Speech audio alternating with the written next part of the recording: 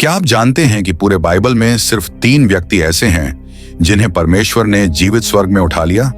आइए इन अद्भुत घटनाओं को बाइबल के अनुसार जानें। पहला व्यक्ति था हनोक। उत्पत्ति 5 अध्याय 24 में लिखा है कि हनोक परमेश्वर के साथ चला और फिर वह गायब हो गया क्योंकि परमेश्वर ने उसे उठा लिया। बहुत समय पहले आदम की 7वीं पीढ़ी में एक धर्मी पुरुष जन्मा, हनोक। वह एक शांत और दयालु व्यक्ति था जो परमेश्वर के साथ चलता था। हनोक लोगों को न्याय और सत्य की शिक्षा देता था। वह परमेश्वर से प्रार्थना करता और हमेशा धार्मिकता की राह पर चलता। हनोक ने 300 वर्षों तक परमेश्वर के साथ चला। उनका जीवन प्रार्थना, भक्ति और निष्कलंक चरित्र का उदाहरण था। एक दिन जब हनोक प्रार्थना कर रहा था, अचानक एक दिव्य प्रकाश उसके चारों ओर फैला।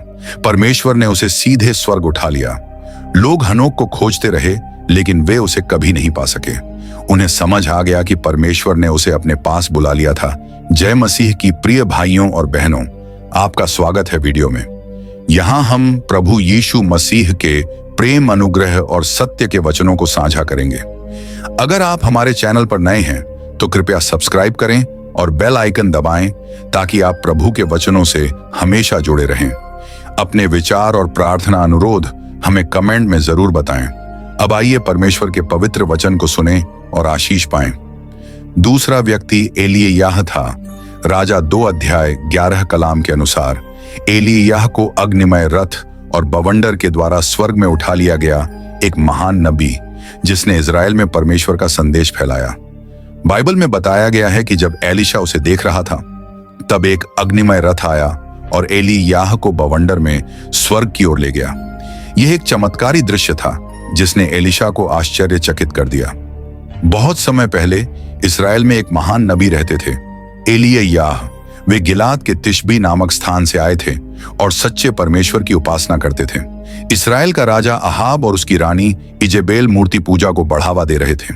वे बाल देवता की उपासना करवाते और लोगों को सच्चे परमेश्वर से दूर कर रहे थे। एलिय्याह ने राजा अहाब से कहा कि अब इस्राएल में मेरी प्रार्थना के बिना न तो वर्षा होगी और न ही ओस पड़ेगी। इसके बाद 3 साल तक भयंकर अकाल पड़ा। 3 साल बाद एलिय्याह ने अहाब को करमेल पर्वत पर चुनौती दी। बाल के 450 भविष्यवक्ता वहां इकट्ठा हुए, लेकिन जब उन्होंने अपने देवता को पुकारा तो कुछ नहीं हुआ। जब एलिय्याह ने प्रार्थना की तो स्वर्ग से आग गिरी और बलिदान को पूरी तरह भस्म कर दिया। ये देखकर सभी लोग चकित रह गए और परमेश्वर की महिमा करने लगे। एलिय्याह ने फिर से प्रार्थना की और आकाश में बादल उमड़ने लगे। कुछ ही देर में मूसलाधार बारिश होने लगी और इजराइल की धरती फिर से हरी भरी हो गई। अपने जीवन के अंत में एलिय्याह को परमेश्वर ने एक अग्निरथ में जीवित स्वर्ग उठा लिया। यह देखकर उनके शिष्य एलीशा भावुक हो गए। प्रेरितों के काम 1 अध्याय 9 कलाम में बताया गया है कि यीशु मसीह अपने शिष्यों के सामने स्वर्ग में उठाए गए। सबसे महत्वपूर्ण व्यक्ति यीशु मसीह। अपने पुनरुत्थान के बाद यीशु 40 दिनों तक अपने शिष्यों को दर्शन देते रहे और फिर एक दिन वे सबके सामने आकाश में ऊपर उठ गए। बाद में स्वर्गदूतों ने उनके अनुयायियों से कहा कि वह फिर से लौटेंगे जैसे वे गए थे। यीशु के मरने के 3 दिन बाद जब उनकी कब्रगाह खोली गई तो वह खाली थी। यीशु मृत्यु पर विजय पाकर पुनर्जीवित हो चुके थे। वे अपने शिष्यों को प्रकट हुए और उन्हें आशीर्वाद दिया। यीशु अपने शिष्यों के बीच प्रकट हुए और कहा, डरो मत, मैं मृत्यु पर विजयी हुआ हूं। अब मैं अपने पिता के पास जा रहा हूं, लेकिन मैं सदा तुम्हारे साथ रहूंगा। शिष्य पूछते हैं, प्रभु, क्या आप इजराइल के राज्य को फिर से स्थापित करेंगे?